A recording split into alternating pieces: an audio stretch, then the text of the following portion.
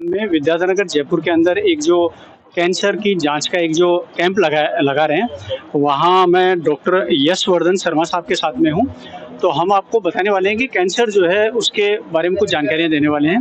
तो नमस्कार डॉक्टर साहब, आपका बहुत-बहुत आभार कि आपने एक बहुत अच्छा जो है वो एक जो है वो कर रहे हैं, आपके लोगों तक जो है कैंसर की जानकारी पहुँचा रहे हैं। तो हम आपसे ये जानना चाहेंगे कि एक्चुअली कैंसर की प्राइमरी जो स्टेज होती है, जो लोगों में होता है ना गलतफ़हमी वगैरह, वो क्या कुछ होती है कि कैसे महसूस हो कि किसी व्यक्ति को कैंसर है या नहीं है और किस केस में डॉक्टर के पास जाना चाहिए?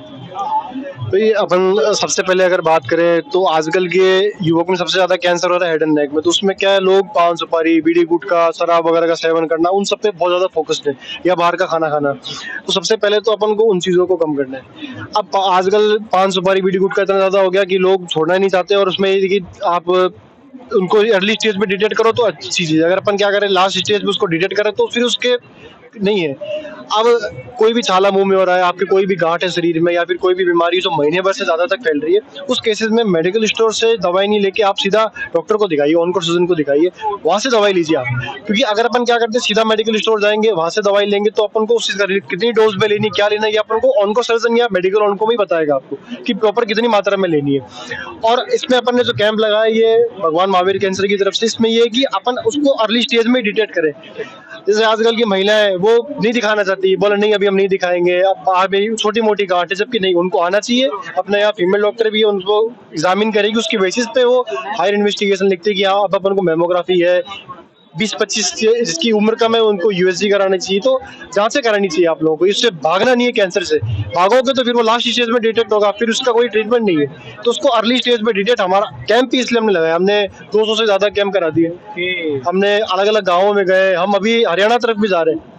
तो इस हॉस्पिटल ने बहुत अच्छा अभी कमाया है, तो इसलिए हम चाह रहे हैं कि ये पेशेंट इस चीज़ का फ़ायदा उठाए यहाँ पे आकर के। अब यहाँ पे अपना आज बहुत अच्छा रिस्पॉन्स रहा, वो बहुत सारे पेशेंट्स आए, अलग-अलग तरह के जाँचें निकली, और 3-4 पेशेंटों को अपन ने हॉस्पिटल भी बुलाया है। अब उनकी हायर इन्वेस्टिगेशन के बाद पता लगेगा कि उनके कैंसर निकलता है, नहीं निकलता। तो ये है मेरा उनसे कि आप जितनी जल्दी आपको लग रहा है कोई भी चीज़ जो आपकी महीने भर से आपको परेशान कर रही है, आप हॉस्पिटल आओ और उसको किसी भी ऑन्को सर्जन से एक बार कंसल्ट करो। डॉक्टर साहब, जानना चाहेंगे कि एक्चुअली मेल जो हैं, पुरुष जो हैं, उनमें कौन से मोस्टली कैंसर होते हैं? मान लीजिए कि हम लोग ओरल कैंसर की बात करें, तो ओरल के अंदर ये कैसे पता चले कि ओरल में किसी को कोई प्रॉब्लम महसूस ही नहीं हो रही है? तो किस तरह की पोज़ीशन के अंदर ओरल जो है, ये तो हमें पता है कि किसी तरह एडिक्ट नहीं करना चाहिए, गुटखा वगैरह नहीं खाना चाहिए, लेकिन मान लीजिए खा रहे हैं या नहीं खा रहे हैं, तो उनको किस सिम्पटम में उनको ऑन्कोलॉजिस्ट के पास जाना चाहिए, मेडिकल ऑन्कोलॉजिस्ट वगैरह के पास, कि भई ये सिम्पटम जो है वो कैंसर की तरफ जा सकते हैं? अब जैसे आपने बताया कि पान सुपारी बीड़ी गुटखा, तो हर किसी को पता है सिगरेट, और उसपे भी लिखा होता है कि नहीं खाना चाहिए, फिर भी लोग उसको कंज्यूम कर रहे हैं। अगर आप उसको कंज्यूम कर रहे हो तो फिर आप उसकी मात्रा कम करो, पहली चीज।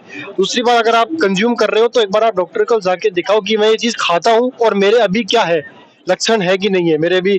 अगर डॉक्टर मना कर रहा है कि कोई लक्षण नहीं, इसका मतलब ये नहीं कि आप जाके और दुगना स्पीड से खाने लग जाओ उस चीज को।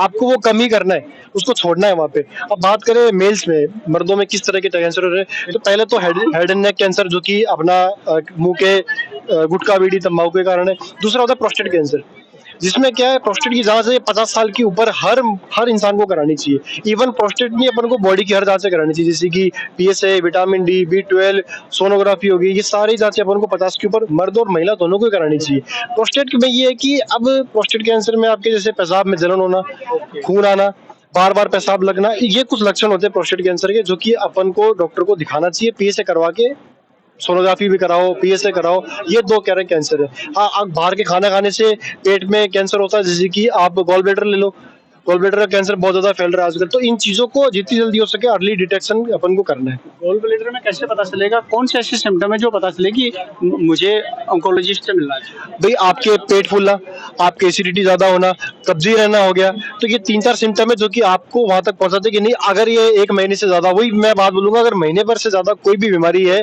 तो अपन को एक बार ऑन्को सर्जन को कंसल्ट करना चाहिए। अपन ये सोचते कि नहीं ठीक है, अपन घर में कोई रेमेडी बनाए, या फिर अपन ने छाले की दवाई ले ली, एसिडिटी की मेडिसिन ले ली, नहीं। आप एक बार डॉक्टर को दिखाओ, उसके बाद आप मेडिसिन लो। आप ये कहना चाह रहे हैं कि मेल के अंदर मोस्टली ओरल होता है, प्रोस्टेट होता है, अपना लंग्स का हो गया और क्या बोलते हैं लीवर का हो गया, आपने जो बताया मोस्टली ये वाले होते हैं। फीमेल के बारे में जानकारी आप देंगे या वो देंगे, है ना? तो डॉक्टर साहब, आपका क्या मानना है कि किस स्टेज तक जो है, या फिर पहली बात तो जैसा कि आप लोग कहते हैं कि ये डरने की नहीं लड़ने की बीमारी है, तो आप इसमें कुछ संदेश देना चाहेंगे जो ऑलरेडी पेशेंट बन चुके हैं, फर्स्ट, सेकंड या थर्ड स्टेज के पेशेंट? मैंने अभी हॉस्पिटल महावीर कैंसर में बहुत सारे पेशेंट आते हैं, इवन एक महिला भी थी जो 4th स्टेज में डायग्नोस था, तो डॉक्टर ने उनको भी ट्रीट किया और उनका बहुत अच्छा रिस्पॉन्स था। मतलब आज वो इतनी हंसते खिलती, और उन्होंने भी गांव में कैंप कराया। तो बिल्कुल बिल्कुल सही। तो कैंसर का इलाज है, बिल्कुल कैंसर का इलाज है। तो जो कैंसर से भुगत रहे, अब यहाँ पे लोग सोचते हैं कि अब एक पेशेंट आए थे आज, उन्होंने बोला कि मेरे को कैंसर है लेकिन मैं बायोप्सी नहीं करा रहा डर के मारे। मैंने बोला बायोप्सी कराइए, आपको पता तो लगे, क्या पता ये कैंसर का इलाज हो। आप सोच रहे हो कि बायोप्सी कराऊंगा और फिर आगे जाके बढ़ जाएगा, तो ये सही तरीका नहीं है। तो इससे बेटर बायोप्सी कराओ, आप हॉस्पिटल आओ, और हमने हॉस्पिटल में कैंप लगाया और आपका फ्री में वो जांच होगी। तो आप आके जांच कराओ, फिर उसका पता लगेगा कि ये डायग्नोस हो सकता है ना। अच्छी चीज है कि अगर पहली ट्रीटमेंट हो जाए इसका। ये मेरा है। तो साहब एक चीज़ और जानना चाहेंगे, एक्चुअली एक मेरा छोटा-सा एक एनालिसिस है, बहुत सारे घरों में जब जाते हैं, कई ऐसे परिचित हैं जिनके कैंसर है, उनके फैमिली मेंबर के, और वहाँ मैंने देखा है कि वो अपने फैमिली मेंबर को एक तरीके से एक कमरे में बंद कर देते हैं, मैंने पाया है, वहाँ तरीके से मिलने नहीं देते हैं। आपका क्या मानना है कि ये जो आप क्या कहना चाहेंगे ऐसी फैमिलीज़ को जो कि अपने पेशेंट को जो है इलाज तो करवाते हैं, या लेकिन वो या तो फिर जाते हैं बाहरी झोला छाप डॉक्टर के, या फिर कमरे में बंद कर देते हैं। लिटरेट फैमिलीज़ की बात कर रहा हूँ, इलिटरेट की नहीं। कुछ थोड़ा प्लीज़ मैसेज दीजिए। ये सर, इस जैसे आपने बात बोली, ये मोस्टली गांव में ज्यादा है। हम जैसे गांव में गए, गांव में कैंप होता है, तो वहाँ पे बहुत सारे ऐसे पेशेंट्स देखे जो मतलब औरतें भी आती है, तो वो ये बोलती है कि हमारे है गांठ है 3 साल से 4 साल से। मैंने दिखा दी क्यों नहीं हो। अब वो उनके हस्बैंड हो गए या उनके फैमिली मेंबर हो गए, वो अलाउ ही नहीं करते, बोला कुछ नहीं है तो ये हल्दी लगा ले या ये रेमेडी कर ले, इससे ठीक हो जाएगा। बट वो गांव में मेरा ये है कि आप उस चीज को छोड़ के आगे आइए। अब सरकारी सुविधाएं भी है, हर तरह इलाज है, और हम जब कैंप लगा रहे हैं तो इसलिए लगा रहे हैं ताकि गाँव तक आए। अब जैसे हम गाँव में भी जाते हैं तो हमने गाड़ी खड़ी कर दी, फिर भी लोग घर से बाहर नहीं आते कि क्या नाम है, हम नहीं दिखाएंगे, कल को कैंसर निकल गया तो गांव में ये चीज हर जगह ये कि आपको खुद से आगे आना पड़ेगा बीमारी से लड़ने के लिए। थैंक यू डॉक्टर साहब। दोस्तों, ये हमें बहुत अच्छी जानकारी मिली है, और मैं चाहूँगा कि हॉस्पिटल में तो आप लोग जाएँ, लेकिन इस तरह का अगर कोई कैंप अगर ऑर्गेनाइज हो रहा है तो निश्चित रूप से वहाँ जाके आप फ़ायदा इसका ज़रूर आप उठाएँ। धन्यवाद दोस्तों। बहुत अच्छी जानकारी दी आपने। तो इसे हम और लोगों तक